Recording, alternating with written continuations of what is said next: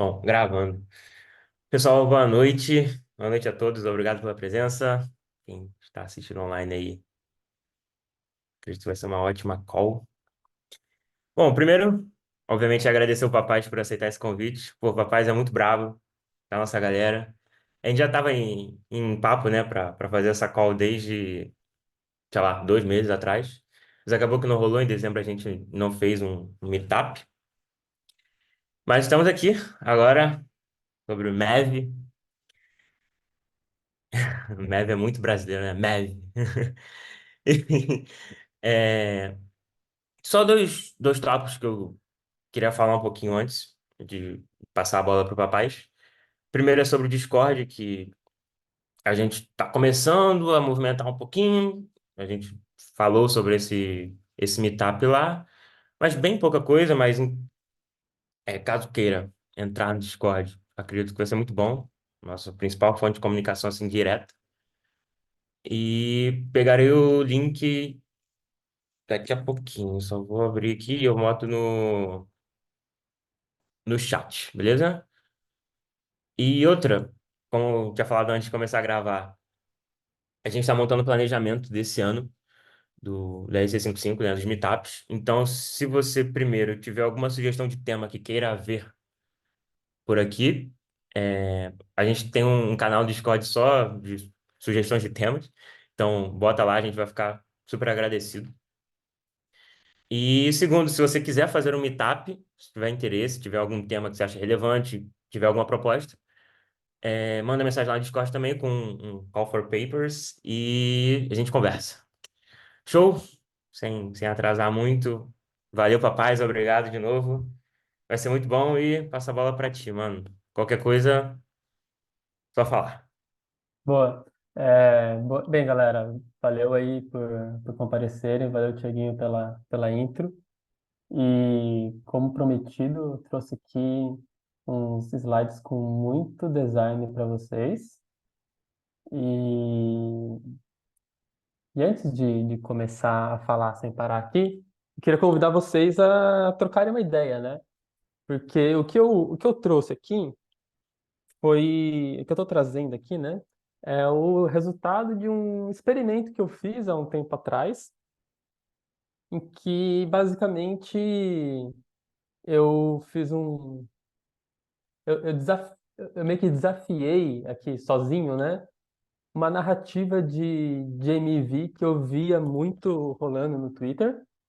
E aí eu tô trazendo aqui basicamente os resultados desse experimento que eu fiz, né?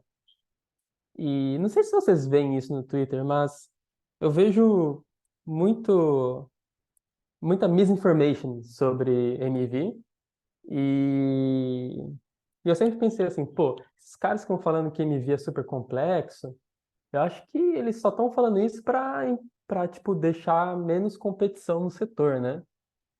E, e aí eu falei, vou ver se eu aprendo um pouco, tenho uma experiência da hora de um projetinho para fazer, talvez ganhe uns trocados e aprendo o que que é verdade e o que é mentira nessa história toda que a gente ouve aí por cima de MV, né? Que a MV é uma parada que se fala muito sobre a prática, mas você vê poucas pessoas que de fato praticam, né?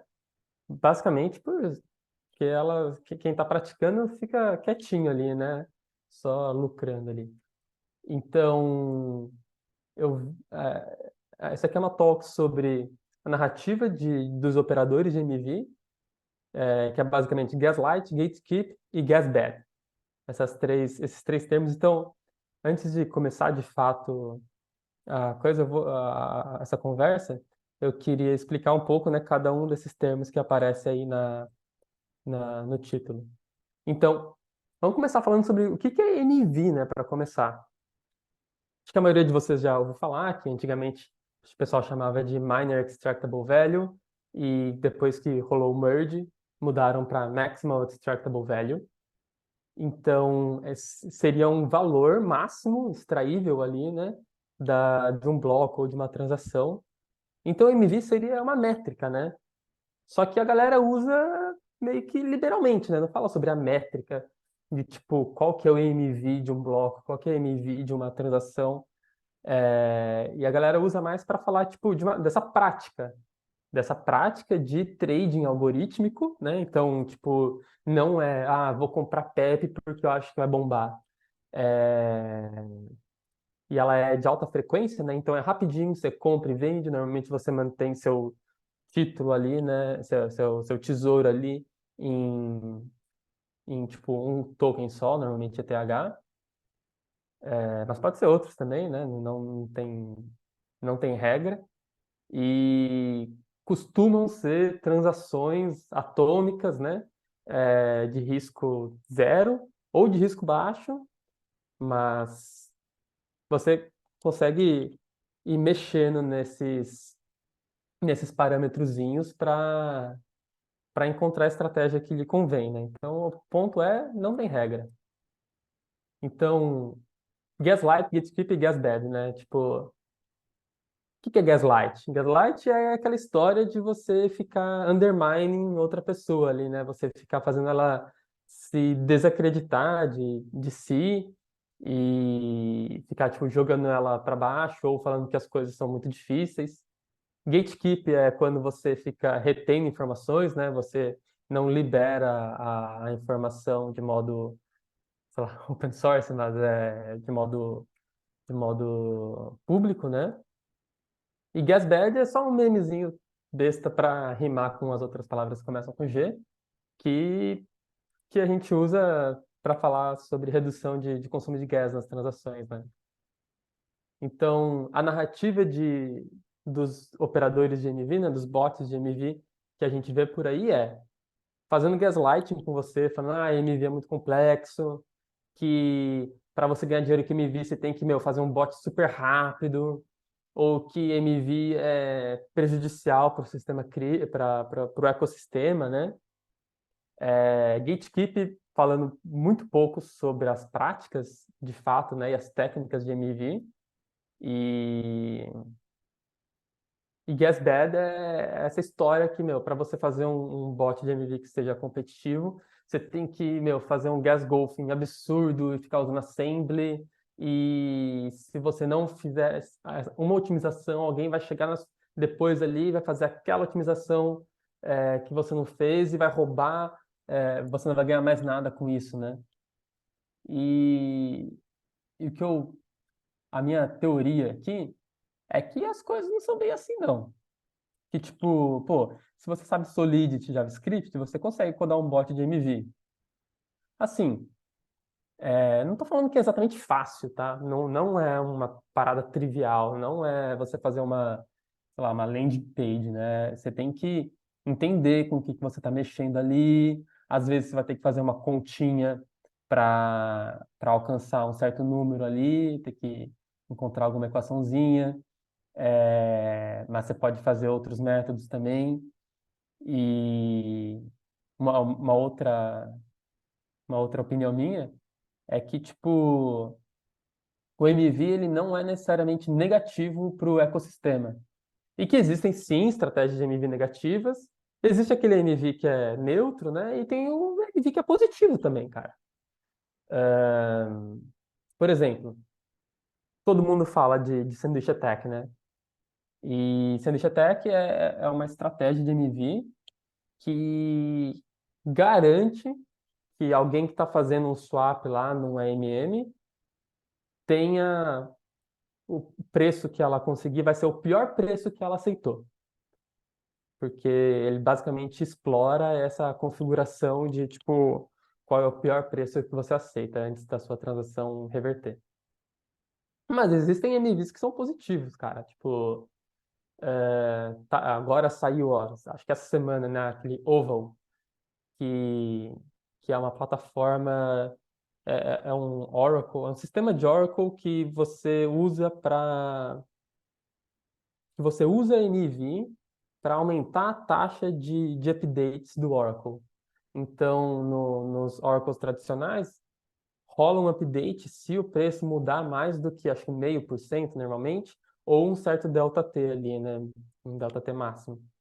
E, pô, se com uma mudança de 0,1% do preço de um token já rolar alguma oportunidade de rebalancear uma pool de AMM ou algo assim, que já pague o update do valor no Oracle, pô, por que você não leilou o direito de executar essa transação para qualquer pessoa que use parte dos lucros desse MV para pagar o gas, né, que ela vai gastar? Outro ponto meu que, tipo, para mim foi bem. Na hora que eu percebi isso, clicou bastante, é que esse lance de você ter que fazer um bot de baixíssima latência, super rápido, nem sempre é verdade. E, tipo, na mainnet, quando você está fazendo MV na Layer 1, no Ethereum, pô, você tem 12 segundos ali entre um bloco e outro. Então, você tem tempo mais do que suficiente, assim, faz uns requests lá mesmo, e provavelmente você vai conseguir executar tudo que você quer antes de você enviar a sua transação e vai cair tudo no mesmo bloco. Então, essa, essa é meu rant sobre o gaslight dessa narrativa que a gente vê no Twitter sobre a MV. Um outro lance é o gatekeep, né? Falando que, pô, você vai ter que descobrir sozinho tudo que tem sobre a MV para você conseguir fazer algo a respeito. E, meu, blockchain é pública, né? Então você consegue pegar as transações de MV e mesmo que você não tenha um código um código-fonte verificado lá no Etherscan, você já tem, você consegue inspecionar a transação para ver o que ela faz interagindo com outros códigos, né? Com, com os contratos que ela está aplicando MV ali. E o outro ponto é que se você descobre um jeito novo de fazer alguma estratégia, se ela for boa mesmo, todo mundo vai perceber. E todo mundo vai copiar e vai descompilar seu código. Então, MV, meu, na real, é uma oportunidade muito grande para você meio que gamificar o seu aprendizado ali, né? Você aprende uma parada, você fala assim, pô, e se eu fizer desse jeito aqui? Aí, se você acertar, você vai talvez ganhar uma graninha ali, e aí depois, puta, e já vai passar, o bonde vai passar, e você vai ter que encontrar algo novo. E então você não vai ser um rent extractor que faz uma parada e fica rodando lá para sempre, ganhando dinheiro infinito, e você vai se aposentar nas Bahamas. Não é bem assim. E meu, a pior de todas para mim é que quando a galera fala que você tem que fazer um código super otimizado para você conseguir competir nesse landscape, né? Cara, pensa bem.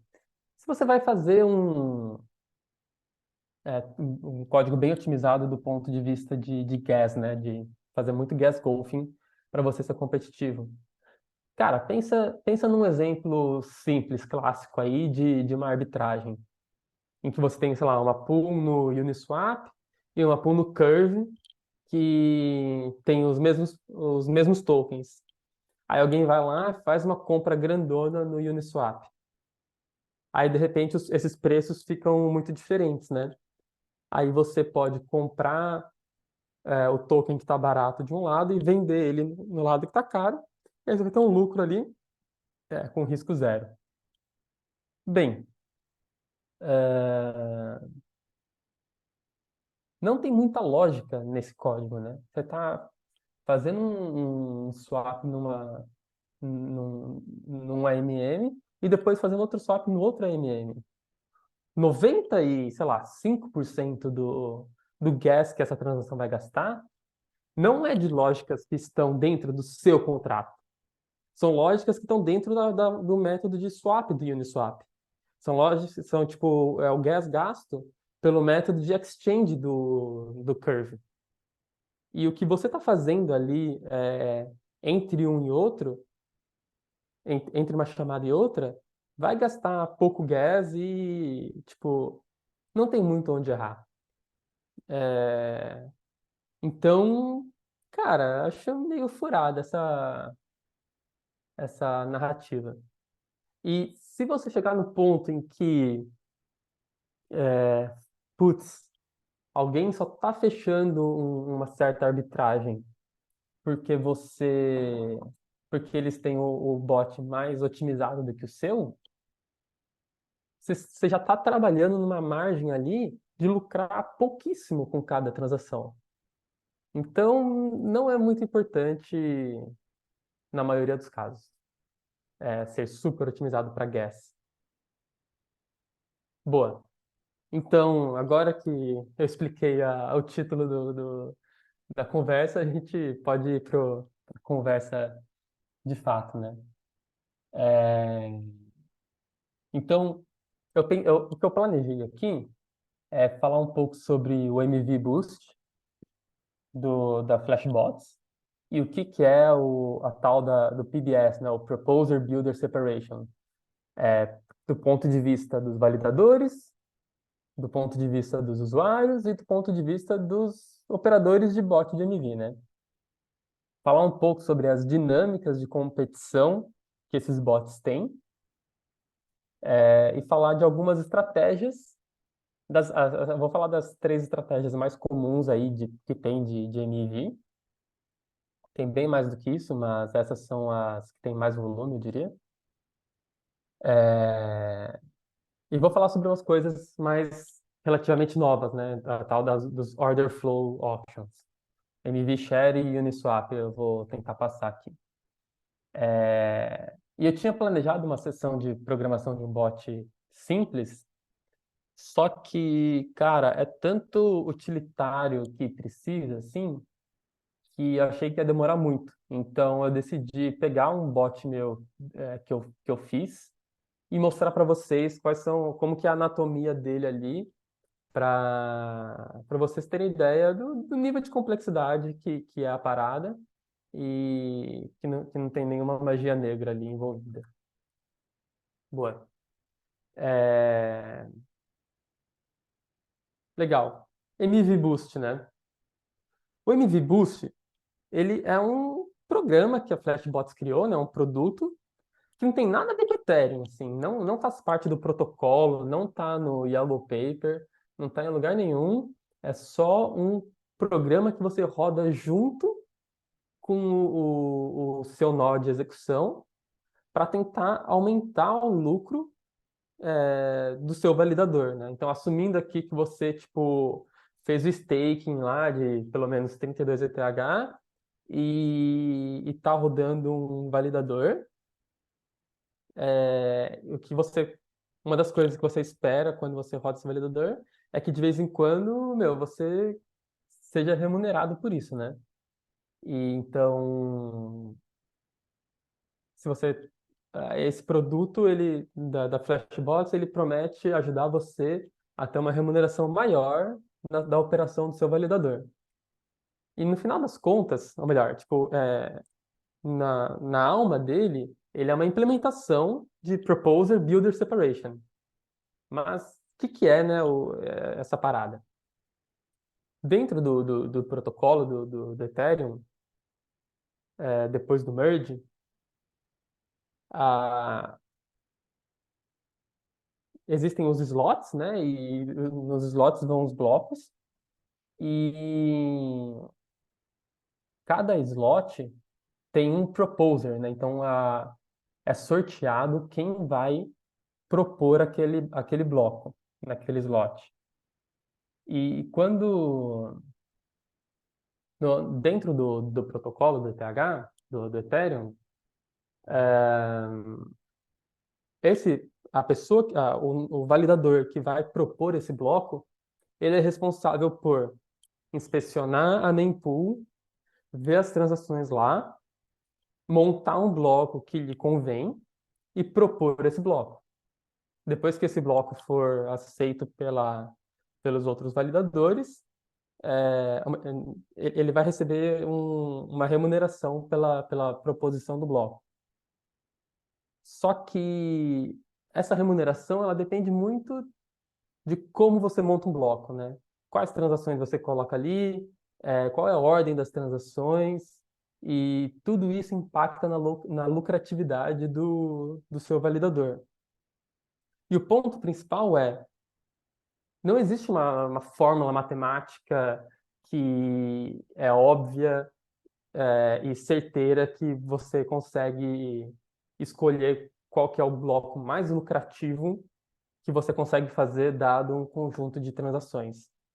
E tem várias heurísticas e várias táticas que você pode implementar, é, mas isso é um assunto super complexo e, e para você conseguir executar todas as combinações possíveis, né, que você queira, você tem que ter uma super máquina lá, né? Então, quando você é um proposer, você, tipo, segundo o protocolo, você também é um builder. Só que a ideia do PBS é você separar essas responsabilidades. Quem que é o cara que é o proposer, ele pode propor qualquer bloco. Então, em vez dele é, tentar encontrar por si o melhor bloco, ele leiloa essa execução desse bloco para outra pessoa. Então ele abre um leilão para os tal dos block builders que vão dar bids, né, que vão dar lances para enviar para ele qual vai ser o bloco que ele vai propor para a rede. Então, no final das contas, ele terceiriza o PBS é a terceirização por parte do validador que está propondo um novo bloco da construção do bloco que ele vai propor. É isso, o PBS para o validador é isso. É, então, esses atores especializados, que são os block builders, aí eles rodam um cluster gigante, com monte de servidor super potente, que vai encontrar a melhor combinação possível, às vezes vai enfiar até umas próprias transações ali para fazer tudo ficar mais lucrativo. E, e assim ele vai maximizar o yield do validador dele. É, Então você joga mercado ali e resolve um problema aí, abrindo mão de uma, de uma taxinha que você deixa para esse block builder e você assume que você vai ganhar mais dinheiro abrindo mão dessa taxinha, mas tendo a otimização que o block builder fez do que você montar por si mesmo. Mas por que que o block builder conseguiria montar um bloco mais lucrativo do que o seu? Bem, além de algoritmos que para encontrar a melhor ordenação possível para as transações de um bloco, ele também pode ter acesso a um order flow privado, né? Tipo uma mempool privada, que os usuários dele que conhecem ele enviam as transações para ele, que não estão na mempool pública que o seu proposer tem acesso. Então, no final das contas, você pode ganhar mais grana desse jeito.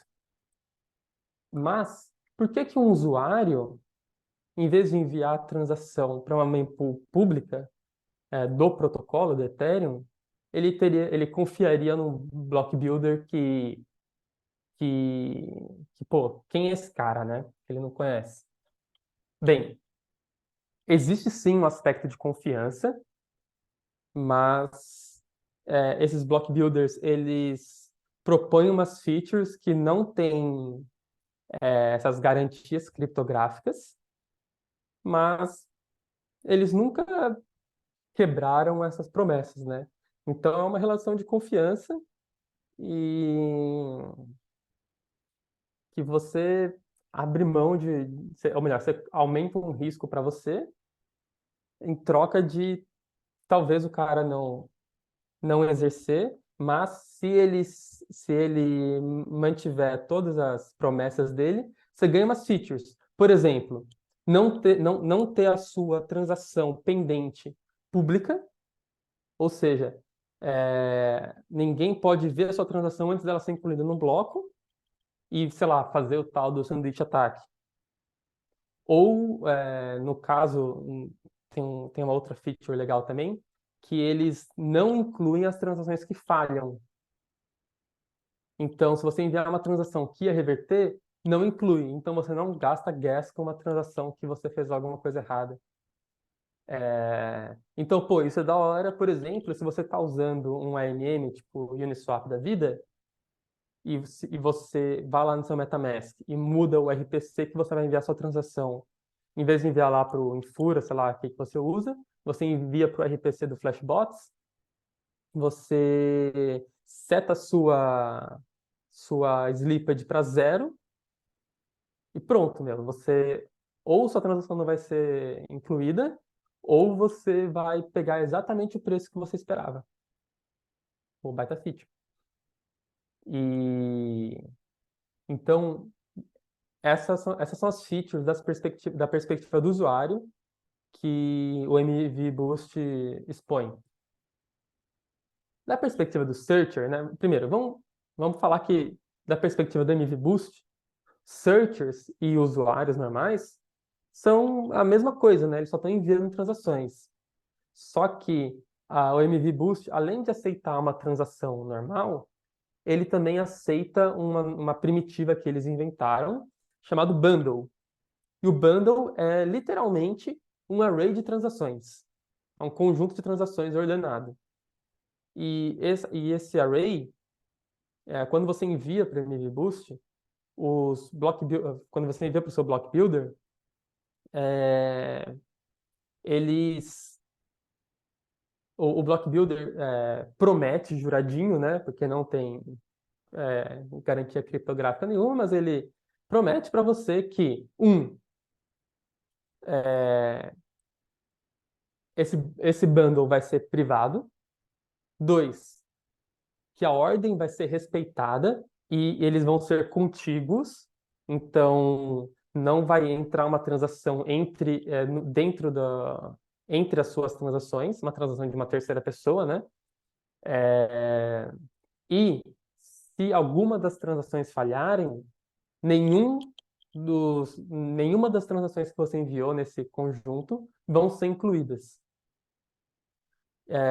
Pô, então isso é o paraíso do bot de MV, né? Porque se ele quer fazer um sanduíche ataque com a sua transação, ele vai montar duas transações e botar a sua no meio. Só que se a transação de baixo, que é a transação que mede se deu lucro ou se deu prejuízo, falhar, avisando que deu prejuízo, ele não inclui nem a última, nem a do meio, nem a de cima. Então, abaixa muito o risco do bot, né? Dessa maneira, o MV Boost ele faz sentido para todos os participantes, né? Para o usuário, para o searcher e para o validador.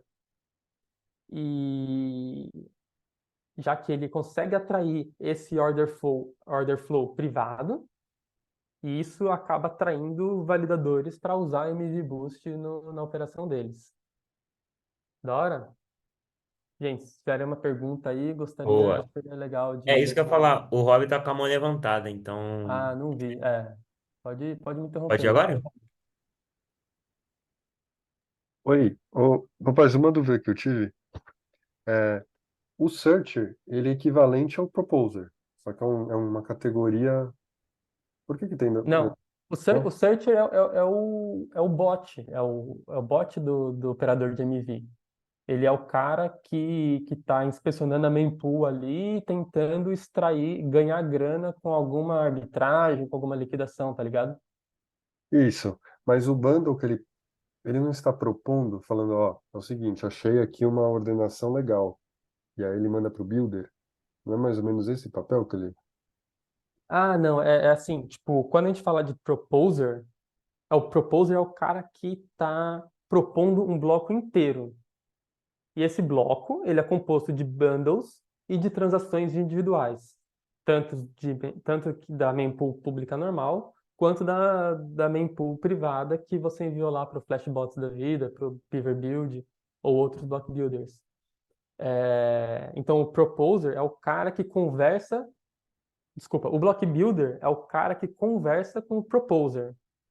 E o papel do proposer é publicar um novo bloco com headers do bloco e tudo mais para a rede de outros nós de Ethereum, tá ligado?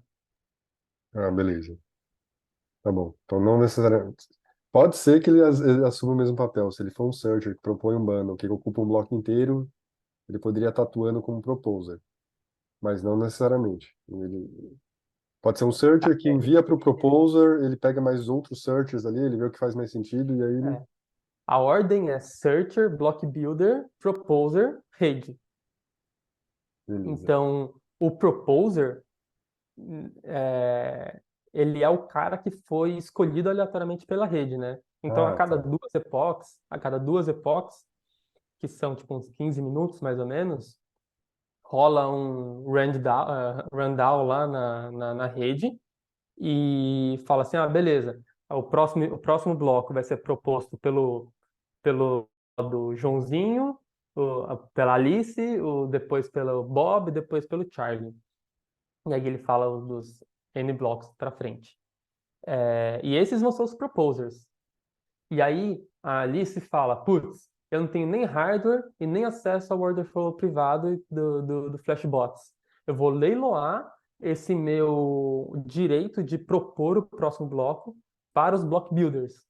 Aí os block builders, eles têm acesso aos bundles enviados pelos searchers para encontrar um bloco mais lucrativo do que o bloco mais óbvio que tem. Ah, tá, entendi. Eu tava invertendo. É o builder, Boa. então, que. Beleza. Boa. Ninguém mais tem nenhuma pergunta? Aqui eu tô minimizado aqui de vocês, aí eu não vejo as mãozinhas, então se quiser só abrir o áudio e me interromper, pode interromper. Legal. Então eu pensei aqui em falar um pouco sobre as dinâmicas de da competição entre os searchers, né? Que são os bots que ficam procurando jeitos de ganhar, de ter lucro em cima de uma certa ordenação, de um certo trade algorítmico na rede. Então, quando um searcher ele implementa uma estratégia que é só dele, ele inventou ali, pô, ele não está competindo com ninguém.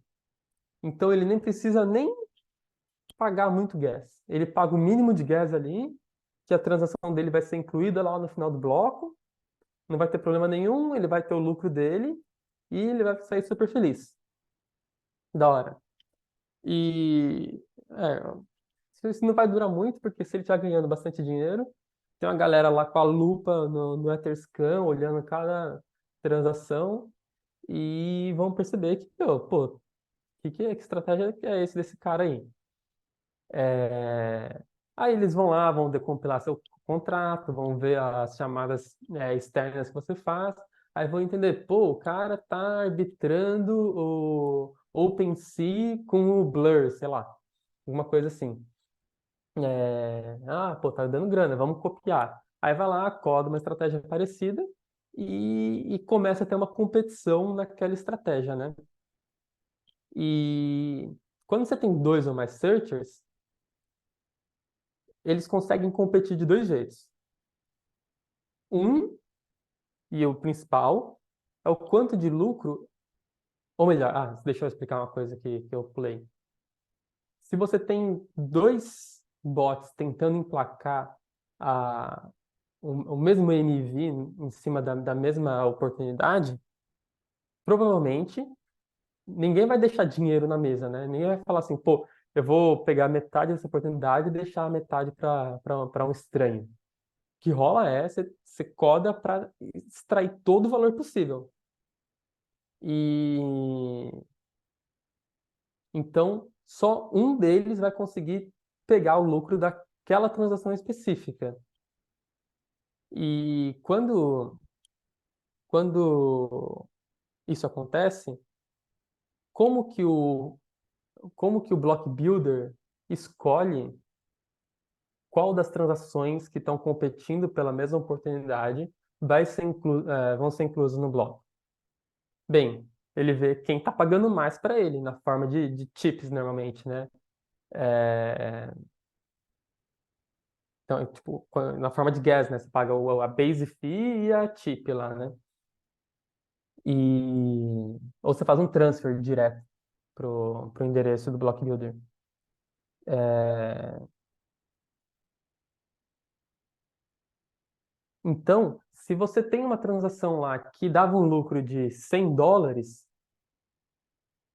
que deveria dar para você um lucro de US$ 100, mas quando você vê a sua transação não foi incluída, porque um competidor chegou lá e falou assim, pô, desses US$ 100, eu vou ficar com 70 e vou dar 30 pro Block Builder. Aí você olha e fala assim, putz, esse cara tá competindo comigo e se eu não fizer nada aqui, não vou ganhar mais nenhum dinheiro.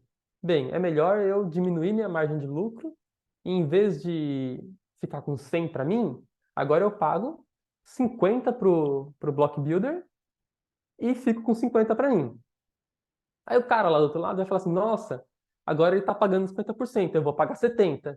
Aí rapidamente isso converge para os dois estarem pagando, sei lá, 99, 100% 99% do lucro, até que chega o cara e fala assim: ah, eu odeio esse meu competidor, ele tá roubando todo o meu lucro, eu prefiro que nem eu nem ele tenhamos lucro nenhum, vou botar 100% e esse cara que sofra. E aí pronto, acabou o lucro para o searcher e o lucro está indo todo para quem? Para o block builder, que está encaminhando a maior parte do lucro para o proposer, que é o cara que está rodando o nó lá, participando da rede. Então, é uma corrida para o zero lucro, quando você tem uma estratégia competitiva assim, entre estranhos, né? Tem uma história muito legal que o Burt C. Miller, que é um cara fodão lá do Flashbots, conta que quando lançaram o Uniswap V3, poucas pessoas sabiam fazer sanduíche ataque no V3 e arbitragem no V3. E então tinha, sei lá, tipo, 3 ou 4 players que estavam competindo pelas mesmas oportunidades. E aí, quando chegava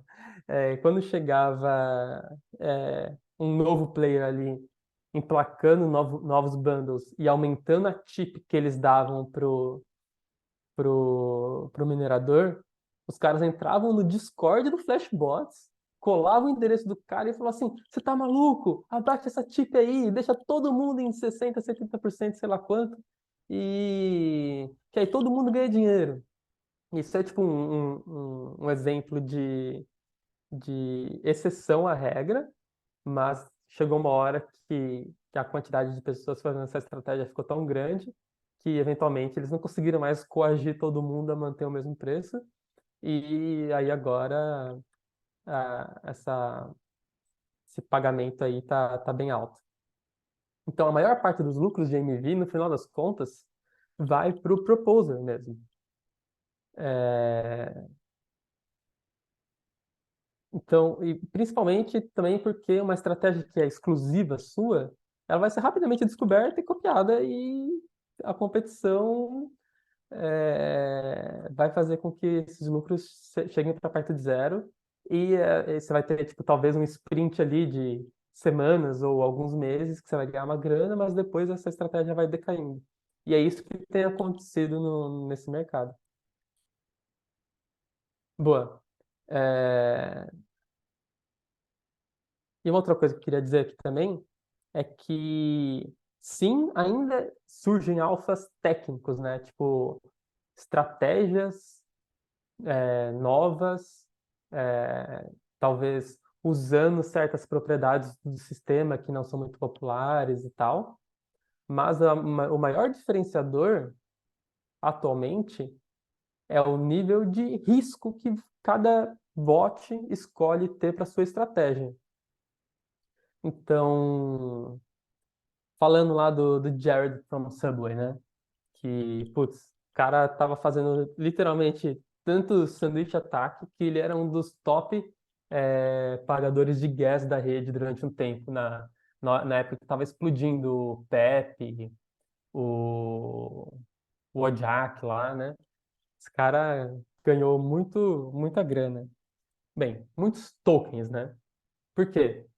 Porque o que o Jared from Subway faz não é uma parada técnica super fodona que ninguém mais faz. Não é isso. Ele toma muito mais risco de inventário dos tokens dele. Como assim? Tipo, se você vai comprar uma meme coin lá, imagina que você vai comprar PEP. Aí você envia um ETH no Uniswap e vai receber, sei lá quanto, sei lá, 1.000 PEPs.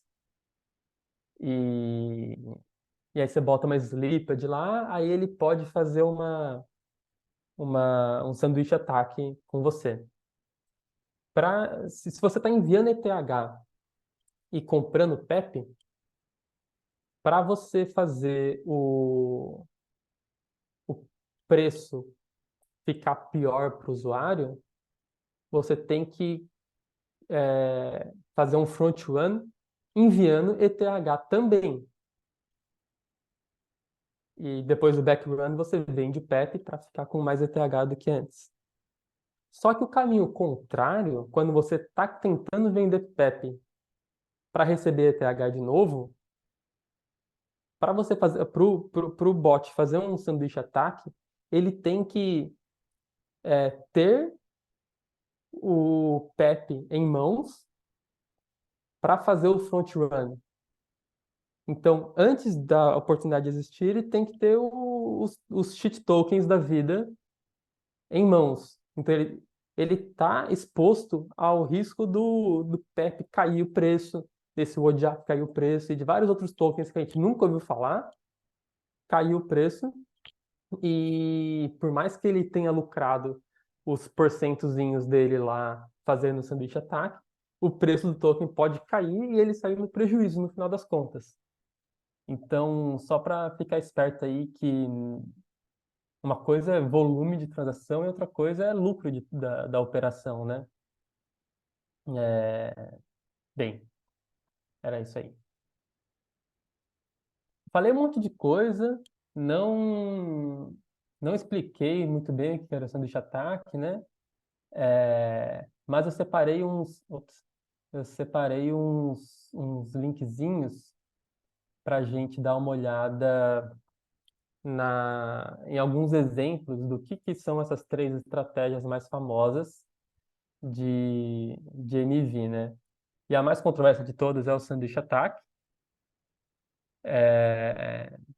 O Sanduíche Attack é uma estratégia de MV considerada prejudicial para o ecossistema e, e, e talvez a que dê mais lucro, inclusive. Tem esse site aqui, cara, que é muito bom, Identify. E eles já fazem vários diagraminhas que ajudam você a entender tudo que está acontecendo. Então, olha só. Aqui é uma análise de um sanduíche que o Jared from Subway fez num certo usuário, num pobre coitado aqui que estava comprando esse token chamado Kibishi. Aqui, bem, tá comprando meme coin, tem que levar na cabeça mesmo. Brincadeira. É, Então aqui você tem três transações. O front run, depois você tem a transação da vítima, depois você tem o back run. E o que está acontecendo aqui, né? É, O Jared, ele usou, ou melhor, vamos explicar do começo aqui, né? Esse pobre coitado, ele queria comprar essa meme coin aqui. Sei lá se é meme coin, nunca vi esse treco antes. E o que ele fez foi enviar essa meme coin aqui para o Uniswap V2, essa quantidade. Em troca, ele recebeu uns ETHs. Se você olhar na transação dele, eu não sei se vai aparecer aqui de um jeito fácil, mas vamos tentar. Eu tenho ele não. Seria o Etherscan. Se você olhar a transação desse cara, Quando ele enviou isso, hum, não vai ficar muito óbvio aqui. Mas quando ele enviou essa transação, o que que deve ter acontecido? Ele deve ter selecionado assim: ah, quero vender todos os meus kibishi aqui, sei lá, 631 kibichis, e vou receber, sei lá, aí no Uniswap deve ter aparecido assim: e você vai receber de volta 0,7 ETH. E aí embaixo está pequenininho escrito assim: ah, Slipped, 2%. Quantidade mínima que você pode receber nessa transação, 0,6664. Aí o cara foi lá e enviou para a mempool pública mesmo. Então, aí chegou o espertão do Jared e falou: bem, peraí, é, se eu enviar uma transação antes da dele, se eu puser uma transação antes da dele, já que ela não está dentro de um bloco ainda, ela está pendente, eu consigo pagar um pouquinho mais de gas, né? E emplacar uma transação antes dele, fazendo a compra de, de uma certa quantidade de, de, que é? Ah, não, ó, ele enviou Kibishi, uma certa quantidade de Kibishi, e recebeu uma certa quantidade de ETH, que fez com que o preço ficasse pior para o pobre coitado aqui, que em vez de receber 0,7, por exemplo, ele recebeu 0,66. E o Jared, ele recebeu aqui um tanto aqui de ETH, né? É, e aí ele coloca a transação do pobre coitado no meio do sanduíche, e depois que o pobre coitado vendeu os cheat token dele por ETH, o Jared desfaz o que ele fez. Ele envia um restico de ETH e recebe de volta os Kibishi. Então, nota aqui que ele começou é, com 93,93 e acabou com 93,94 e teve um lucrinho aqui. E essa é a história toda aqui do sanduíche ataque. Você compra antes, vende depois. É uma mini estratégia de pump and dump, abusando as configurações de Slipped que o pobre coitado desinformado lá usou no Uniswap aqui, ó. Tá vendo? Então, é basicamente isso. É um sanduíche ataque simples, né? E se você olhar a transação em si do front run, tem essa ferramenta aqui que chama Falcon, da BlockSec, e, puta, é bem da hora. Ele também tem o grafo, o grafozinho mostrando o fluxo de tokens entre as wallets. Mas o que eu mais gosto nele é esse invocation flow aqui que mostra a, as calls da transação. Então, no contrato do Jared from Subway, pô, olha só, ele enviou uma certa quantidade de ETH e ele fez duas chamadas. Ele basicamente fez um transfer from para a pool do Uniswap V2 com uma certa quantidade de tokens aqui e invocou o método de swap do V2. E é isso. Isso é o código da parte do front-run do código do Jared from Subway. E, meu, é o top MV searcher do mercado. Então, pô, não tem nada de complexo aqui, né? Tem uma certa complexidade de você decidir qual que é esse número que vai aqui, qual é esse número que vai aqui no amount out, e, mas é uma matemáticazinha que já está open source em vários lugares, e você consegue, mesmo se não tivesse open source, você consegue só fazer um esqueminha de busca binária e decidir qual que é o valor que vai maximizar seus lucros nesse caso. E o backrun é muito parecido, então não vou nem abrir. E o sanduíche ataque é isso, tá ligado? você ficou monitorando a mempool, viu uma transação que estava interagindo com o Uniswap nesse caso, e que tinha um gap grande o suficiente entre o preço atual da pool e o mínimo esperado pelo usuário, e operou a pool mandando uma transação na frente da sua vítima para aumentar os preços, para piorar os preços para o usuário, para você comprar barato um token e depois vender ele caro, às custas do dinheiro do pobre coitado. Então, pô, sanduíche ataque é isso. A arbitragem, que talvez seja o segundo maior volume de todos de MV, é uma estratégia bem simples também, porque o que você está fazendo no final das contas, ó, aqui tem um fluxozinho. Então, esse cara aqui, onde que começa esse fluxo? Começa aqui no a ordem não é muito boa aqui, porque por causa como a implementação do Uniswap V3 é como se fosse um flash loan, é um flash swap, a ordem dos eventos fica meio estranha. Mas o que esse cara fez aqui foi, ele tinha WTH, ele fez o unwrap desse ETH,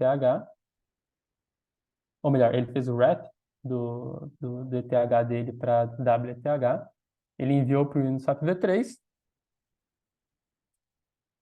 recebeu uma certa quantidade de DAI, que ele enviou para o SushiSwap e voltou uma quantidade maior de WTH. Por quê? Porque o preço nessa pool estava diferente do preço dessa, e ele só comprou barato e vendeu caro atomicamente numa transação só. E se você olhar a, o invocation flow aqui dessa transação desse cara, o que a gente vê é o cara preparando o terreno aqui para fazer umas contas, porque isso aqui foi uma blind arbitrage. Já já eu explico o que que é. Mas aqui ele viu quanto de token tem no SushiSwap, qual que era o preço que estava no Uniswap V3, para calcular exatamente quantos tokens ele vai comprar de um lugar e vender no outro. Daí ele chama o swap na pool do Uniswap V3 e aqui são lógicas do próprio Uniswap V3 que chamam um certo callback dentro do próprio contrato dessa arbitragem. E ele usa todos os tokens que ele recebeu para transformar para ETH de novo e pagar o primeiro swap que ele fez. Então, a maior parte aqui da complexidade da arbitragem e do consumo de gas não está no código desse bot. Está lá dentro do swap, do Uniswap, está dentro do swap, do SushiSwap. Então, nem tem muito espaço aqui para você fazer gas golfing e ser super competitivo no gas, tá ligado? E é isso que eu quero comunicar aqui. E também, se vocês não conhecem essas ferramentas aqui, elas são muito legais, dá para fazer muita engenharia reversa com esse stack aqui, para mim é absurdo. Ele mostra, você consegue mostrar até a quantidade de gas que cada parte usou, ó. Então, pô, tudo dele aqui foi 200 mil gas. E esse swap no Uniswap foi 130. E, pô, esse withdrawal aqui de ETH mais 10 mil. Então, não tem muito room for improvement aqui para você fazer gas golfing. E a título de curiosidade, tem essa terceira estratégia aqui famosa de liquidação, que desse caso é uma liquidação que rolou no Aave. Então, uma pessoa deu um certo colateral e fez um certo borrow, mas o preço do colateral dela deve ter caído, e aí o colateral dela foi vendido para o fundo não ficar com débito, com mau débito, né? Aqui é um pouco mais complexo essa árvore de transações, mas o que rolou aqui, cara, é basicamente esse bot ele fica escaneando o AVE para ver quais são a, o- os usuários que estão perto de serem liquidados. E quando esse usuário pode ser liquidado, esse bot ele basicamente pega o ETH que ele tem guardado, faz um, faz um swap para pagar no mesmo token da posição do usuário que vai perder o colateral dele, recebe o colateral dele e vende no Uniswap depois. E então, esse stack está um pouco maior, mas a maior parte da complexidade aqui também não é implementada pelo código, pelo bot, tá ligado? Ó, de novo, é dentro do Uniswap, dentro do Aave, dentro do Uniswap de novo aqui depois. Então, é bem straightforward esses códigos. É, aproveitar aqui, ó, vou mostrar para vocês, se vocês não conhecem o Eigenfy, olha só como ele mostra aqui o volume de lucro que os bots de NV tiveram, o que que é isso aqui no último mês? Nos últimos 7 dias.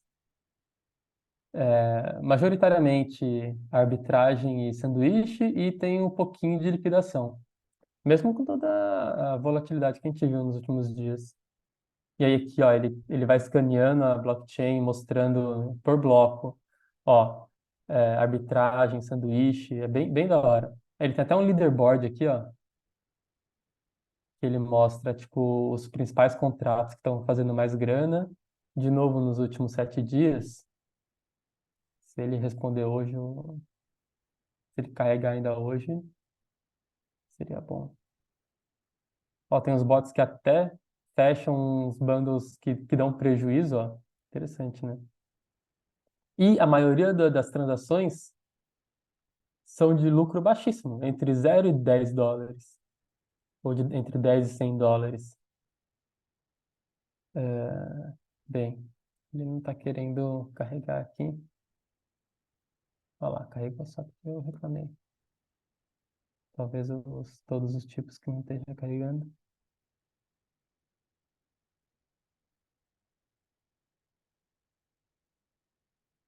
Bem, ó, então aqui em arbitragem, cara, uma semana, 500 mil dólares, 100 mil dólares, 40 mil dólares, 20 mil dólares, provavelmente de operadores diferentes, né? Então, beleza, esse cara aqui ganhou mais grana, mas, pô, olha, segundo, terceiro, quarto, quinto, sexto, é bastante, é relativamente bem distribuído, né, o lucro entre esses players.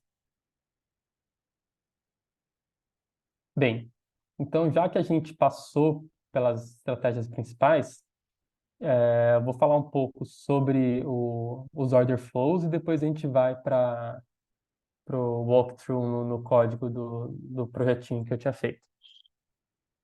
Então, tipo, se vocês não conhecem o UniswapX, é um produto que a Uniswap publicou, acho que foi em junho, julho, acho que foi em julho, é, que eles lançaram ano passado, e de intents, né? Então, basicamente, é um limit order que você publica numa API proprietária do Uniswap, não é dentro do protocolo do Ethereum, e você fala assim, ó, tô querendo trocar um ETH por 2.200 de USDC. E fica lá pendente. Imagina que o preço do USDC tá tipo 2.100. Aí ninguém quer pagar mais caro do que eles poderiam pagar só indo direto lá numa pool qualquer de AMM, né? E aí essa ordem fica meio pendente. Só que ele tem esse lance de leilão holandês que o quanto ele quer receber por esse 1 ETH vai diminuindo. Então ele começa no 2.200, mas depois de um bloco vai para 2.180, depois 2.160, até chegar numa hora que fica marginalmente lucrativo para alguém fechar essa trade.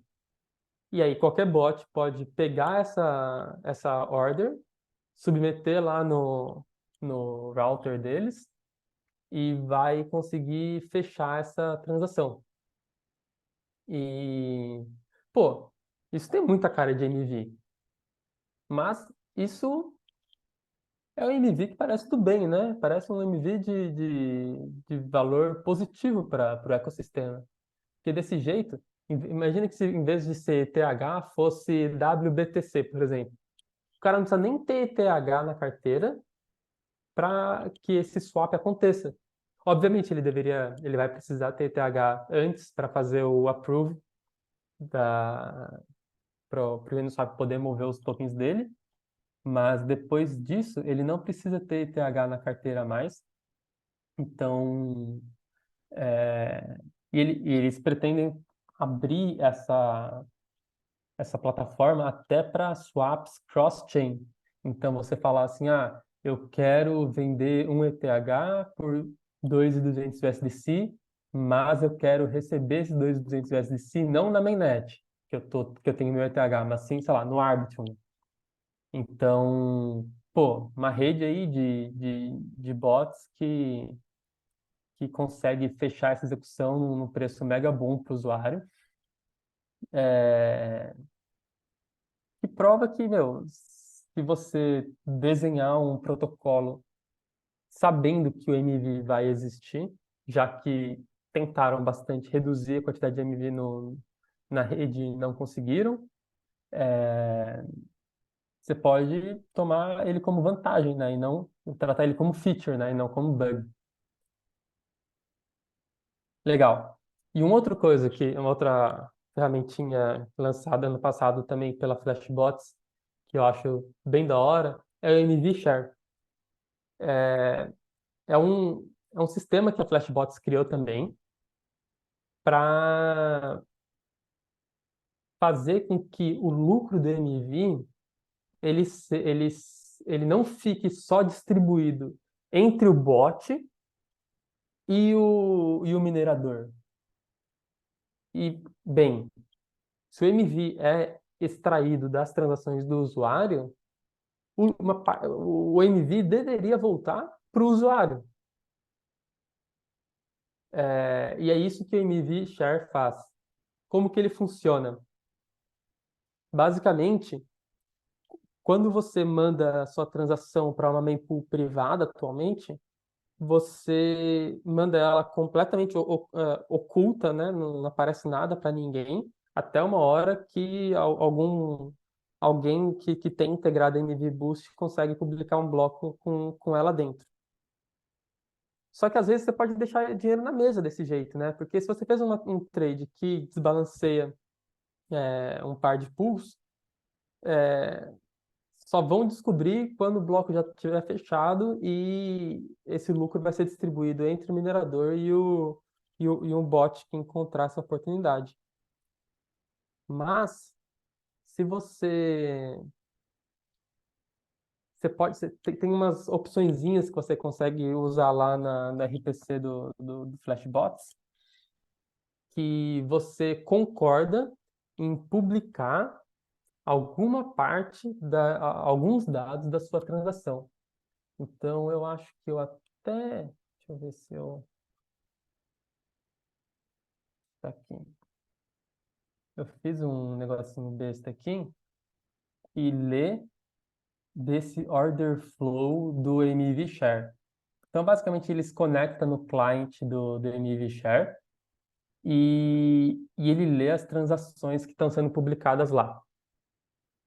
Então, vou maximizar aqui meu terminal. Aqui, ó. Aí tem um monte de transação que as pessoas configuraram para não compartilhar nenhum dado da transação. Não E tá aí vendo, acaba que. rapaz. Oi? Aqui não tá aparecendo. Tá Ah, dentro é. Peraí, do... eu vou parar de compartilhar. Vou compartilhar. Como que eu faço isso? Tentar assim. Desktop, pô. Beleza, aqui. Ah, Então, só abrindo aqui, só voltando então os passos. É um script Destiny aqui que peraí, se conecta no... rapaz, volta desculpa, dá um passo para trás, para o que que você vai mostrar? Boa. Eu estou mostrando aqui o MV Share, que é um sistema criado pela Flashbots para compartilhar os lucros de MV com os usuários que geram a oportunidade, que geram MV, né? Então, quando você configura o seu MetaMask para você enviar as transações, em vez de ir para mempool pública, você envia para mempool privada da Flashbots, do MV Boost, na verdade, né? É, Você, por default, não compartilha nenhum dado sobre sua transação. Só que se você não compartilha nenhum dado sobre sua transação, é impossível você extrair MV daquilo, né? Praticamente impossível. Então, não tem como voltar nenhum MV para você. A Flashbots criou o MV Share, que é basicamente uma ferramenta que permite que os usuários, quando usam a mempool privada do MV Boost, eles, eles possam optar por compartilhar parte dos dados das transações deles. Então, vamos ver Ó, se apareceu então eu algum. poderia usar o MV Share sem ser programador até, né? Poderia só conectar no MetaMask, Sim, lá exatamente. no RPC deles, e eu já poderia estar ganhando um cashback aí das transações. Isso, você ganha um cashback. Deixa eu ver se... Aqui, ó, aqui tem um bom exemplo de uma pessoa que compartilhou só é, qual evento é emitido a partir das transações dela. Mas ela não compartilhou qual foi o caldeira da transação dela, qual função do contrato ela chamou, nem para qual contrato ela enviou. Ela só compartilhou o endereço do emissor do evento e qual foi o tópico zero do evento, né? O que é determinado só pela assinatura do evento. Um outro exemplo aqui, que é a pessoa com certeza muito mais agressiva, que ela decidiu compartilhar todos os dados da transação dela. Então a transação dela não é nem pública mais, porque além dos logs dos eventos emitidos, né, pela transação dela, ela compartilhou o caldeira inteiro. Então dá para, se aqui for um swap da vida, você consegue saber qual foi o token que ela trocou, qual foi a quantidade que ela trocou, e se você maquinar o suficiente, você consegue até dar um front run nessa transação. É, Bem, então isso Mas aqui é um seed. front run é permitido no MV Boost? No MV Boost é permitido, nesse MV Share não é permitido. Mas se você assumir um pouco de risco, você consegue dar o front run só ah, fazendo na moda antiga, né? De enviar uma transação com mais gas do que a transação dessa pessoa e ela vai ser incluída em cima. Ah, tá. Meio que Por isso que eu falei, se bypassar, né? você Vai maquinar o passando. suficiente. Então, a única coisa que você não compartilha, que você nunca compartilha aqui, é a assinatura da transação, para você para não ficar muito fácil você dar o front run nessa transação. Então, o ponto é que você, usando esse MV Share aqui, qualquer usuário, mesmo usuários não tech, conseguem configurar o nível de privacidade que querem. E por que que você compartilharia esse nível de privacidade? Porque compartilhando, por exemplo, só os eventos que foram emitidos nessa transação, você já consegue saber, bem, pô, isso aqui foi um swap no Uniswap V3. Entendeu? Eu não sei se é realmente, mas vamos pegar esse endereço aqui e jogar no Etherscan.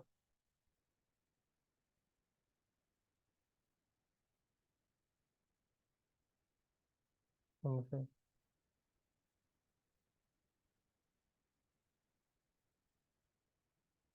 Ó, Uniswap V3.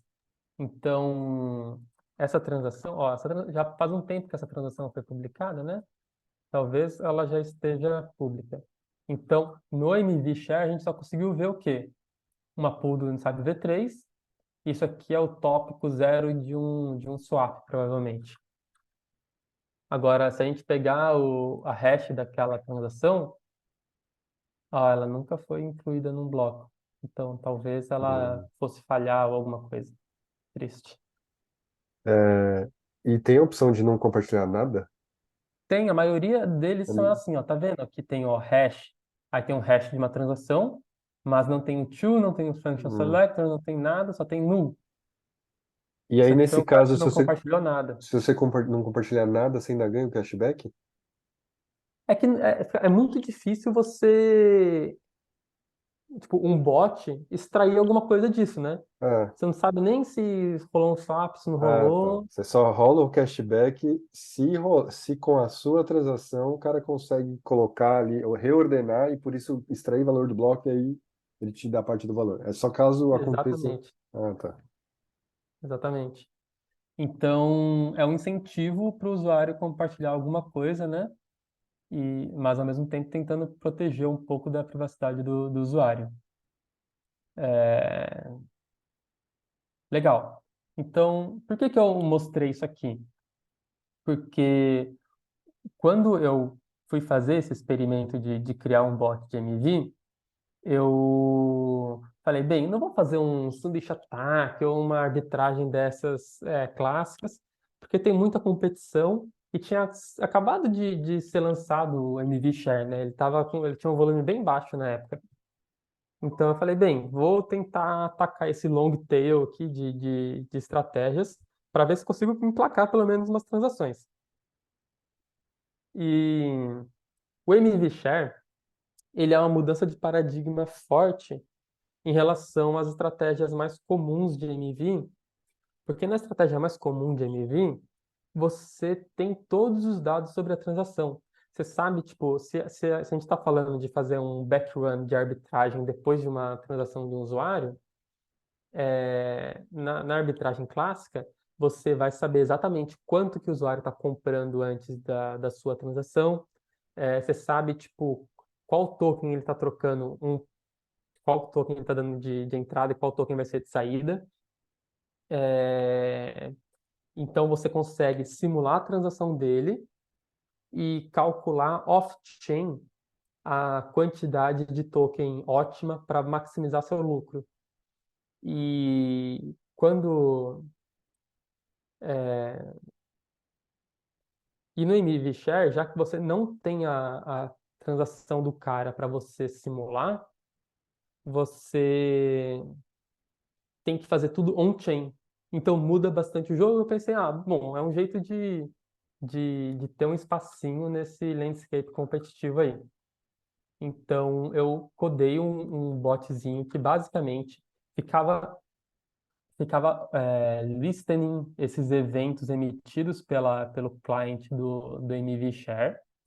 E aí, toda vez que ele recebia um evento desse tipo, que tem os logs da transação especificados, ele via se era uma transação no Uniswap ou no fork de Uniswap e otimisticamente tentava fechar uma arbitragem com todas as outras pools possíveis.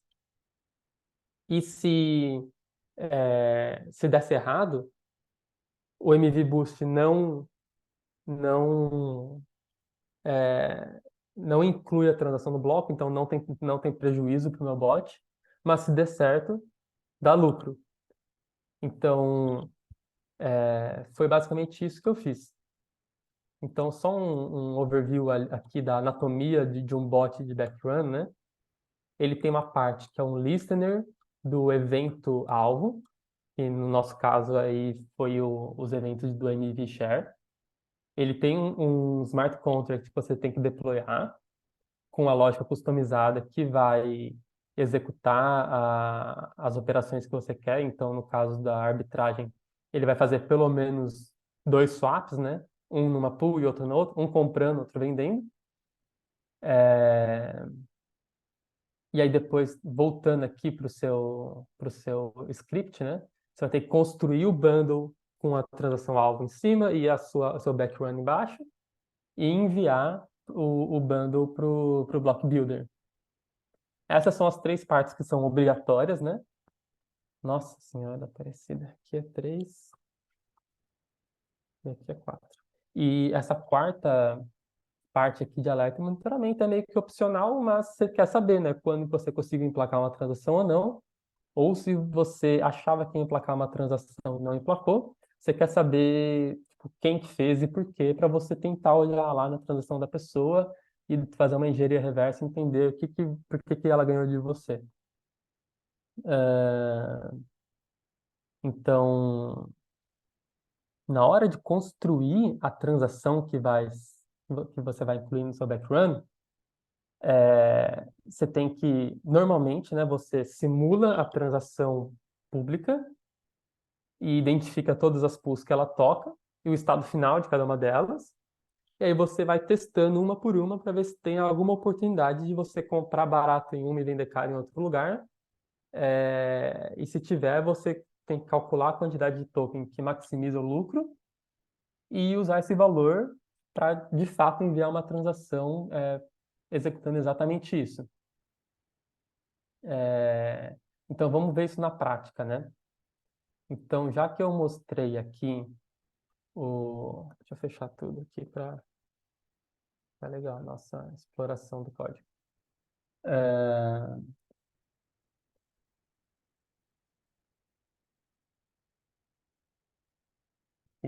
Esse bot de arbitragem blind, então, né? O que eu fiz o que que é esse bot aqui? Então, é a parte dele que é em TypeScript.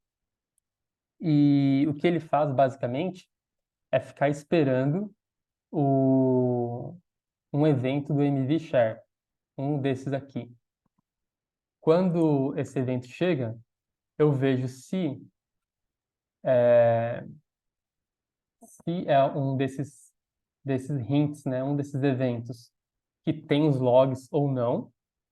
Então esse log aqui passaria, esse aqui passaria e esse aqui não passaria. Então se o hint type não tem nenhuma informação, eu só passo batido. Vejo se é um swap que está acontecendo nessa transação ou não, basicamente olhando essa hash de evento, que é essa hash de evento que eu sei de cabeça que é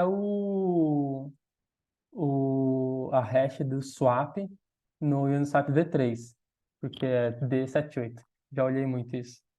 E depois que eu sei que é um swap no Uniswap e que tem informação suficiente para eu tentar otimisticamente criar algumas transações de backrun para esse carinha, eu tenho que saber se quais são as pools no Uniswap e Forks que tem esse par desse token que está sendo trocado com WTH. Porque eu sempre só faço com WTH porque é mais fácil de você determinar se você teve lucro ou prejuízo. Porque você está pagando gas em ETH, né? Então, se você denominar seu lucro em, sei lá, Curve, por exemplo, você tem que saber qual que é a taxa do Curve, o preço do Curve para você determinar se deu lucro ou não. Ô, papai, Oi. então esse evento que você ouve do MV Shares, você não precisa ficar monitorando a mempool. Ele meio que está Não. fazendo isso por você. Exatamente.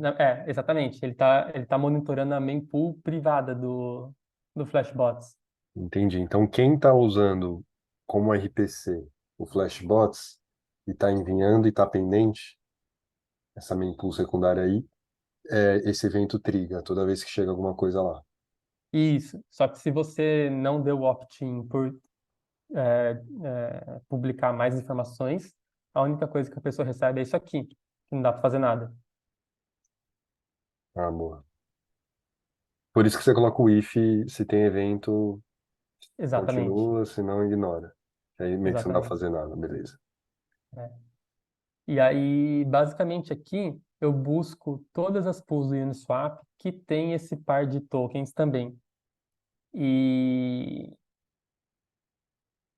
e aí eu monto, nesse caso, uma tentativa de enviar ETH e receber a shitcoin num lugar, e depois enviar a shitcoin e receber a, o WTH em outro, ou invertido. Porque eu não sei nem qual que é a direção do swap que essa pessoa fez. Eu só sei quais são os tokens daquela pool e que ele fez um swap, mas eu não sei se ele trocou shitcoin por WTH ou WTH por shitcoin. Então, eu faço todas as combinações possíveis de todas as pools que tem esse par em ambas as direções, e aí eu monto a minha transação para ser enviado, para assinar a transação, né? Então, tipo, o to aqui, ó, é o endereço do contrato do meu contrato do meu bot. O from é o meu endereço mesmo. O nonce eu eu busco aqui do current block. E aqui eu monto a call data, tintim por tintim, tá vendo? Ó, function name, e aí os parâmetros da minha função, que são basicamente as duas pools que vão ser arbitradas, a quantidade de tokens que eu vou comprar, mas aqui eu mando zero, tá vendo? Porque aí eu delego para o próprio smart contract calcular qual vai ser esse amountinho, vou mostrar mais na parte do Solidity. E aqui eu tenho parametrizado quantos por cento do meu lucro eu vou pagar de propina pro minerador. Aqui o velho, né? A quantidade de TH que eu vou mandar, que não é nada. Quantidade de gas. Aí aqui eu seto tudo para zero, porque eu seto tudo para zero, porque o jeito que eu pago o minerador, o block builder, na verdade, né? Desculpa, é por meio de um transfer no final da minha transação. Vou mostrar na parte do Solidity também. Assinei a transação e esse aqui é o bundle que eu vou enviar pro block builder. Então, esses aqui são os block builders que eu envio, ó. Flashbots, rsync, Beaver Builder, Builders 069, Titan e assim por diante. E o body aqui, Precisa, não dá pra. Ó, manda pra todo mundo aí. Quem quiser. Por que vocês eles não têm essa propriedade. É, e aí aqui no body eu envio a transação original, né? Que é esse valor aqui, o hash do evento. E depois, logo depois, por isso chama backrun, a transação minha assinada fazendo fazendo a arbitragem. E pronto, basicamente é isso. Aí eu mando o bundle pro MV Share e rezo para dar certo. Então a parte do TypeScript é mais ou menos isso.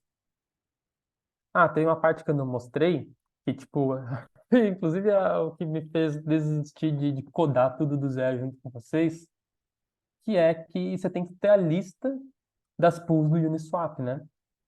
Então, tipo, para fazer esse bot,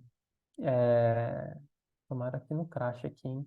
Mas eu usei o subgraph do Uniswap e do SushiSwap e do PancakeSwap, sei lá, de vários forks aí, para listar todos que tem todas as pools que tem WTH. Ó, esse aqui é do tipo V2 e aqui do tipo V3. E para eu poder saber quais são os pares que eu posso tentar.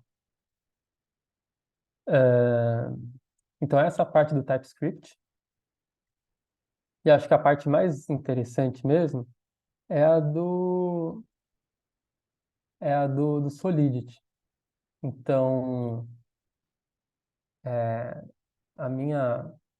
Aqui eu começo só é, declarando umas interfaces, né, do Uniswap V2, Uniswap V3, RC20, e vamos para a parte do Execute. Aqui. Então, essa é a minha função principal, que eu recebo, então, lembra? Uma pool, outra pool, quantidade de de tokens que eu vou comprar, porcentagem que eu vou pagar para o minerador, para o block builder, desculpa. E esse bitmap aqui, deixa eu mostrar para vocês. Eu fiz uns facilitadores aqui. Como vocês podem ver, nem é super otimizado para gas. Aqui eu vou dar um exemplo para vocês de uma arbitragem V3 para V2, que tem o WTH como token zero no Uniswap. E isso aqui é só um bitmapzinho para encodar várias flags em uma só, em uma variável só. Por isso que tem esse parâmetro extra. Cadê o execute?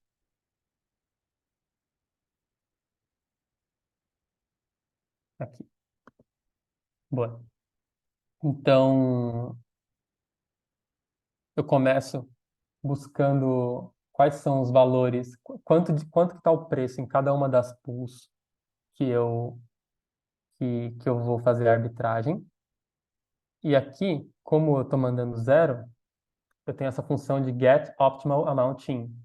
Lembra lá no começo que eu falei que você tem que estudar o código do protocolo alvo que você vai usar do MV e entender tipo como ele funciona, tal? Isso aqui tipo é uma equação que eu encontrei tipo na mão fazendo a conta para saber a qual que é a quantidade ótima de tokens que você compra de uma pool e vende na outra para maximizar seu lucro. E isso acontece quando você equaliza o preço das duas. Mas agora o Uniswap abriu um repositório com exemplo exatamente com essa equação aí, então todo o alfa que eu tinha foi embora, que ficou tudo público.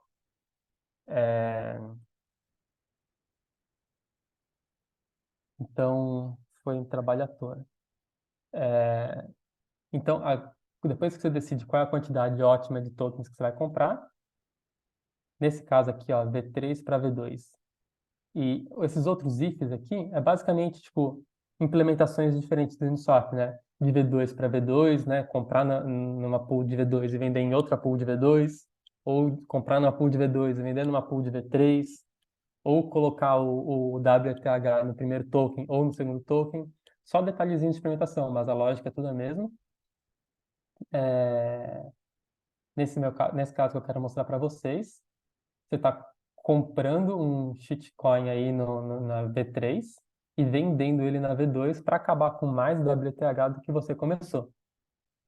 Então aqui, a única coisa que eu faço é chamar o swap no V3, passando quem que eu quero que seja o recebedor dos tokens, né, que essa pool vai enviar, uns parâmetrozinhos, tipo, token zero pelo token um ou ao contrário, né? Detalhes de implementação de como fazer um swap no Uniswap. E, e o data aqui para eu carregar dados de contexto dessa execução. Então, com isso, eu faço um swap no Uniswap V3. E não sei se você já fizeram isso antes, mas quando você faz um swap lá no V3, é sempre um flash swap, né? Se você integra direto com a pool. Então, o jeito que ele faz é, ele te envia os tokens que você vai receber antes de você enviar os tokens que você deve enviar. Mas aí, obviamente, no final ele chama esse callback, e se você não enviar esse callback aqui, e se você não enviar dentro dessa função, ele reverte e você não consegue extrair os tokens, né? E aqui, então eu estou no callback do Uniswap V3, ele já me enviou os tokens, o cheat token aqui que eu tô arbitrando, e eu uso esse cheat token para fazer o swap ao contrário no Uniswap V2 e envio isso pro Uniswap V3 de volta como pagamento. Então, se eu receber mais do que eu tive que pagar, eu vou sair no lucro.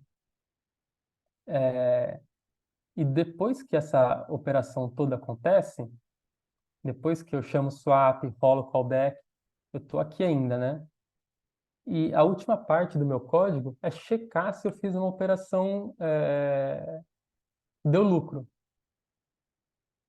E para eu checar se a minha operação deu lucro, eu basicamente tenho que ver quanto de ETH que eu recebi, quanto de ETH que eu gastei e eu tenho que deduzir o quanto de gas que eu gastei. Então, eu determinei aqui nesse meu código que eu sempre mando um gas limit de 1 milhão de gas.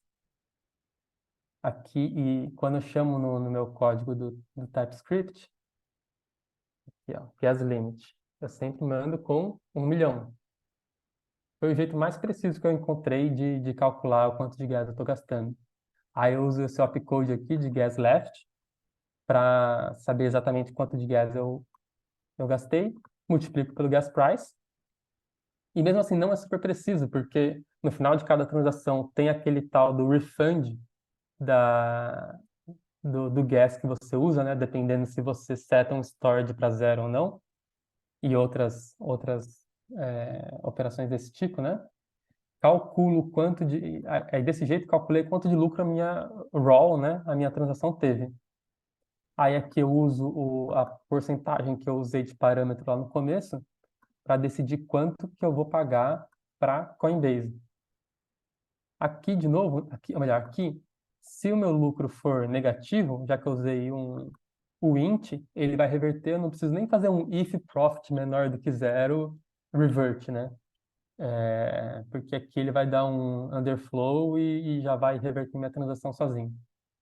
Então, se tiver lucro, eu calculo quanto que eu quero pagar para Coinbase, para o Block Builder, né, no caso, que é esse endereço aqui. Esse endereço aqui é o do Block Builder. E transfiro a quantidade de ETH que eu quiser para lá. E, plim! Se você encontrar se você der sorte suficiente, eventualmente algumas dessas transações vão ser executadas com sucesso e você vai ter uns lucrinhos aqui e outro ali, um dia maiores, outros dias menores. Mas também nada para ficar muito rico, pelo menos não com essa estratégia. E a última coisa de código que eu queria mostrar para vocês é um teste aqui do Foundry.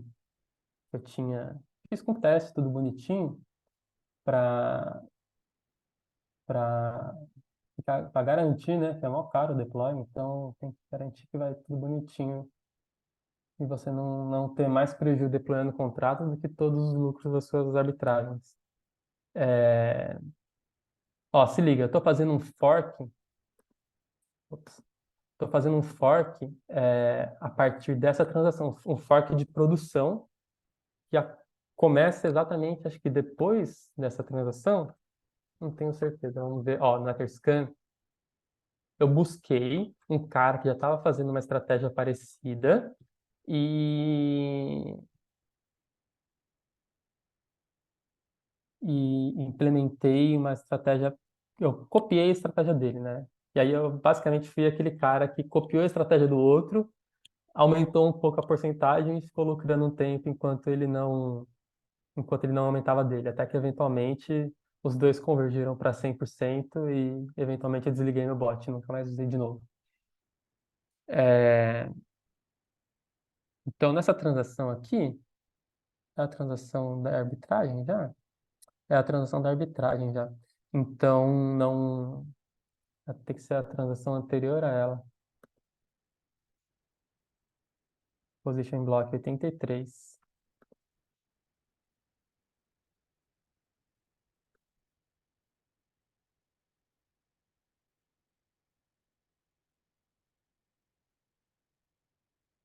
E esse bagulho aqui. Então, esse cara aqui. Então, o que aconteceu foi: essa pessoa foi lá e comprou gastou 1.000 USDC, parece, para comprar ETH. Não, esse Unification, não sei o que lá, Fund. 4.500 shitcoins aqui por USDC. Só que isso deve ter desbalanceado alguma pool. Então, esse token aqui, FUND, ele tá no Uniswap V3, mas aparentemente ele também tá no SaitaSwap. Nunca ouvi falar. E ele provavelmente deve ter uma liquidez baixa. Então alguém foi lá, comprou $1.000 numa pool, e aí o preço ficou muito diferente da outra. E o que fez com que surgisse essa oportunidade de arbitragem. Então, essa pessoa aqui, que eu não sei quem é, ela percebeu essa arbitragem, fechou esse gap e lucrou uma grana. Nem sei quanto de grana eles lucraram. Parece que, ó, uns $120, $130. Uma grana considerável. E pagou uma certa taxa para Flashbots, tá vendo? E eu decidi copiar essa transação.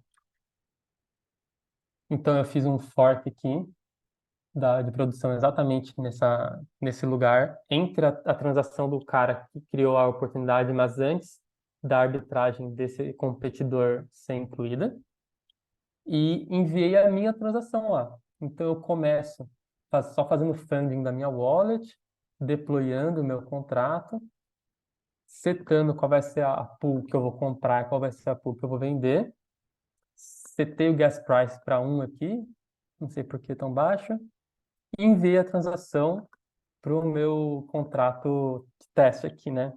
De novo, setando o gas limit para 1.000, passando as pools, o amounting como zero para eu ter que calcular lá no smart contract a quantidade ótima, e enviando 50% do meu lucro para o block builder. E depois aqui eu só calculo a quantidade de ETH que eu tenho, a quantidade de WETH que eu tenho, antes, depois, tal, tal, tal, e vejo se eu tive lucro ou não.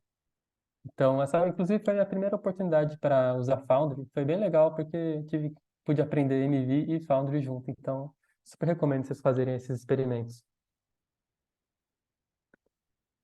Aí aqui eu estou rodando então esse teste, né, local, um fork local. Pá, aqui está o stack trace de tudo que aconteceu nesse teste.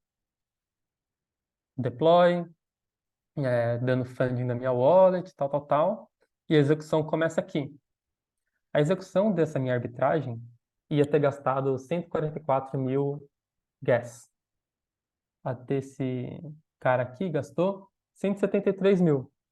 Então, tipo, pô, ele estava lucrando, rodando a estratégia dele, é, gastando mais gas do que eu gastei num contrato que, meu. Ah, não, desculpa, esse aqui é da arbitragem? Esse aqui já é da arbitragem, né? Gastando mais gas do que o meu contrato, só porque eu fiz algumas escolhas que, nesse caso, facilitaram, diminuíram o consumo de gás da minha estratégia. E aqui, de novo, só que, ó, vendo qual que é o preço em cada uma das pools, cada uma das duas pools, né? Executando o swap, o callback do swap aqui, o swap na outra pool, e assim por diante. E passou dando lucro. Então, é isso, gente. Tipo, pô, MV não é um bicho de sete cabeças, não é rocket science. É, é relativamente difícil porque tem bastante coisa para fazer e dá bastante mão de obra você codar cada estratégia, mas eu acho que não é a coisa mais complexa que vocês vão fazer na vida de vocês. E mas mais importante do que isso, uma coisa que eu queria, uma opinião minha aí, é que, cara, dá para você construir protocolos em DeFi, em cripto, que abracem MV como uma feature, né? E não como um bug. Porque, pô, imagina se você é um usuário de DeFi e aí você quer comprar um certo token lá e você tem que ficar cabreiro para ver se, tipo, se você vai ter um pagamento maior no Curve ou no Uniswap V3, ou no Uniswap V2, ou, sabe, onde for. Pô, esse serviço desses árbitros de deixar os preços racionais ao longo do, dos diferentes AMMs que tem aí, é um serviço da hora, né? Que te poupa o trabalho de você ter que ficar se estressando para caçar o melhor preço ao longo de DeFi inteiro, né? Bem, é isso, galera. Falei muito, falei quase 2 horas aí. Vocês têm alguma pergunta? Querem interagir? Alguém com uma pergunta? Cara, eu. Foi um monstro. Porra, foi muito bom. Cara, foi muito bom. Ah, Eu o gostei muito. Fábio, eu sei que já mexia com MV antes de ser cool, né?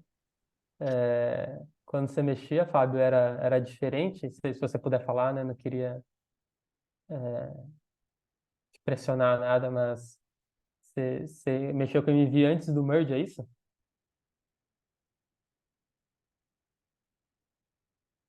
Beleza. Antônio, quer falar alguma coisa enquanto isso? E aí, eu tenho uma pergunta. Primeiro, parabéns. A minha é muito show a apresentação, peguei só um Valeu. pedaço, mas minha pergunta é por que você perde dinheiro? Tipo assim, assim, fazendo dando mais detalhe, tipo, não é possível você forquear o bloco atual e verificar se a sua transação vai ser profitable e reverter caso contrário. Tipo, o Flashbots ele não só incluiria a sua transação caso ela seja profitable, ou você Sim, só perde dinheiro se alguém front-run a sua estratégia? Essa é a minha pergunta. tá, mas só para esclarecer aí, quem que é você nesse caso? Você é um trader que está comprando umas meme coin ou você é um bot de MV? Não, você é o bot de MV. Tipo, quando que o bot perde dinheiro? E por que não é possível não perder dinheiro nunca? Não, é possível não perder dinheiro nunca, sim, se você tem uma estratégia que ela é atômica, né? Então essa que eu mostrei aqui, ela é uma estratégia atômica que não tem como você perder dinheiro. A não ser que você tenha um bug, né? Obviamente no código, mas a ideia aqui, o teste que eu mostrei era porque tipo, eu estava desenvolvendo ali e queria ter certeza que estava dando lucro ou prejuízo. Por isso que eu fiz o teste somando os balances antes e depois, mais para tipo quality assurance do que porque a estratégia pode dar prejuízo. Se a estratégia der prejuízo, a transação vai reverter, não vai ser incluída e é como se nada tivesse acontecido. Ah, entendi. Essa era a pergunta. Valeu. Mas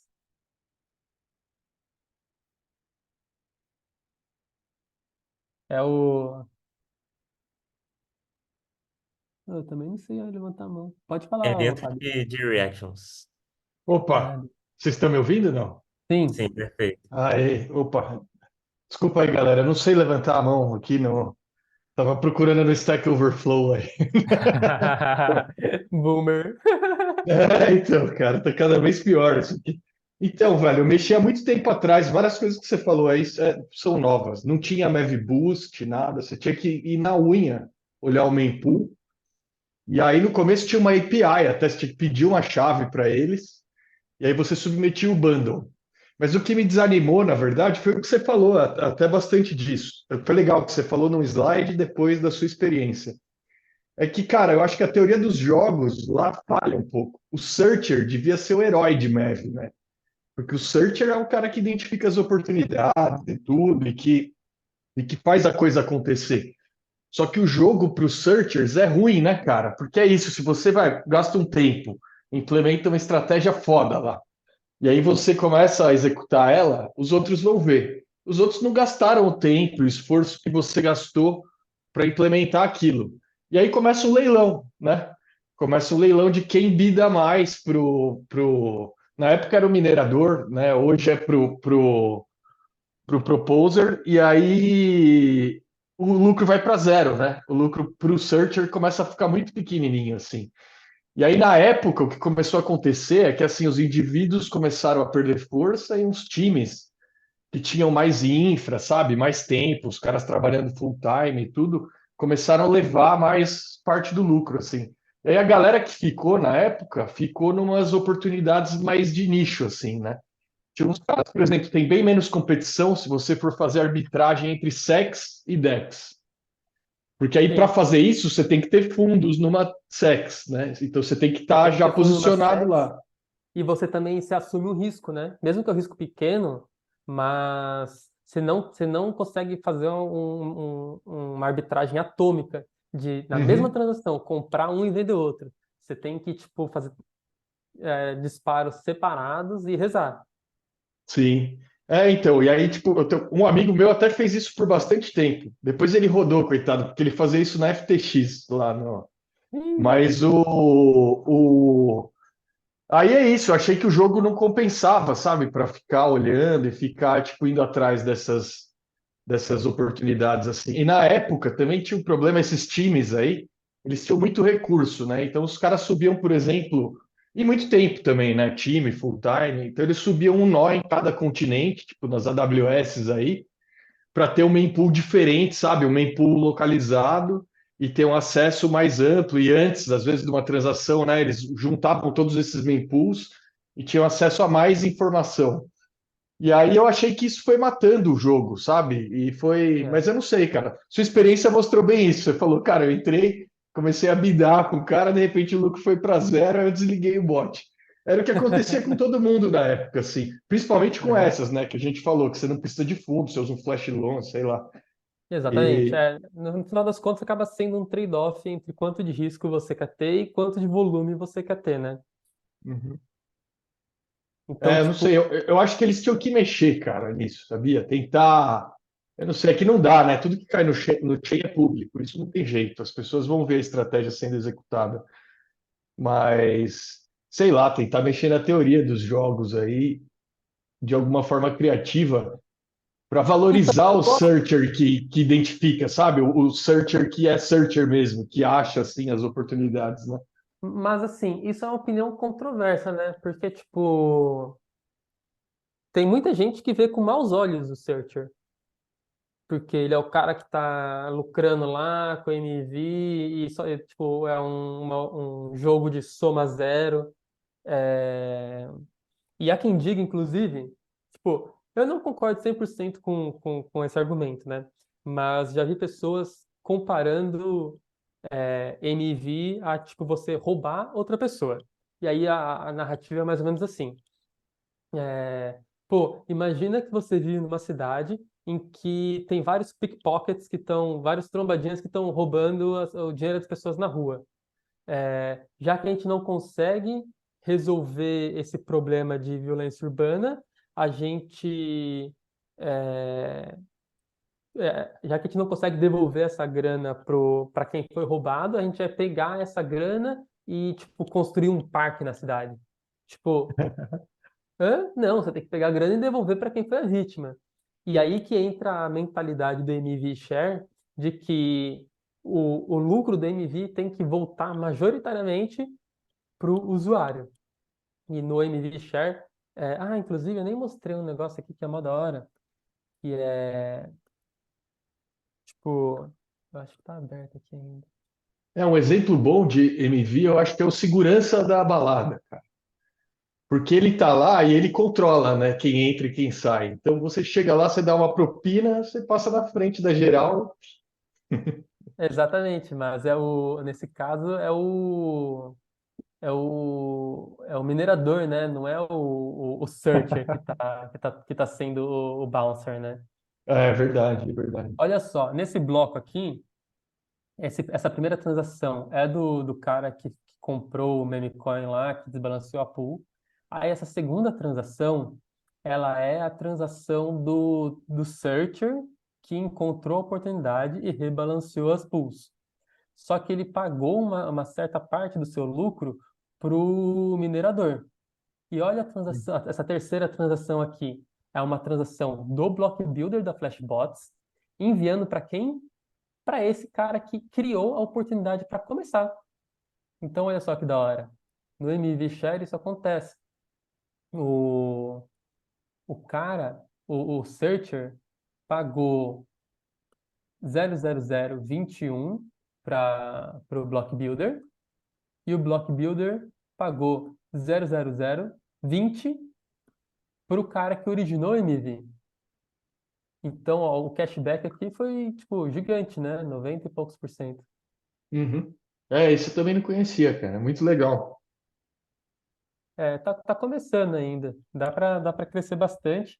E eu dei uma olhada depois nesse Oval, que eu também não sei explicar muito bem, mas é tipo essa gamificação aí do MV junto com o Oracle, que é uma das paradas que mais gera valor aí de MV na blockchain.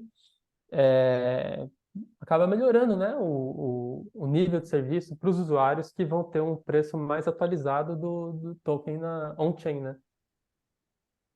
É, é meio que uma inovação do modelo de negócio da Chainlink ali. Tipo, em vez de você receber dinheiro direto para ficar atualizando o preço on-chain, você tem uma oportunidade de arbitragem por atualizar o preço. Tipo isso? Exatamente. Interessante. E uma outra última dúvida aqui minha, rapaz, é para eu usar o MV Boost, o MV Shares de novo, como leigo, eu posso só procurar lá no site do MV Shares o RPC, o URL lá e aí mudar no meu MetaMask. Sim, cara, ó, quer ver, Flashbot Protect. Eu acho que aqui você consegue. Aqui. Ih, não é aqui não. Eles até fizeram uma. Aqui eu acho que é para programadores, né? Eles até fizeram uma, um bounty num hackathon de fazer um jeito user-friendly de você setar essas opções para você usar no MetaMask. Ficou legal. Não vou conseguir achar agora, mas posso mandar depois.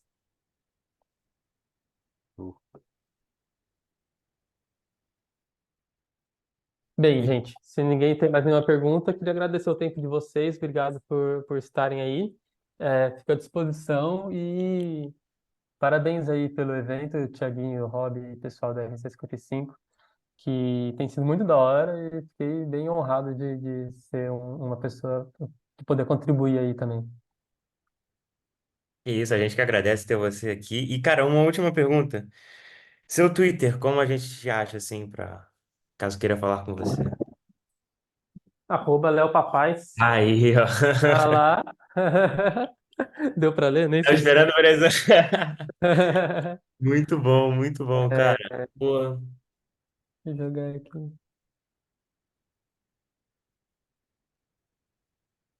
Eita. Nossa, o Zoom não gosta de um arroba. Vai ser sem arroba. Boa. Léo Papais. boa. E, e é isso. Show demais. Bom, é isso, pessoal. Boa noite. Até a próxima. Valeu aí. Tamo junto. Valeu, gente. Boa noite.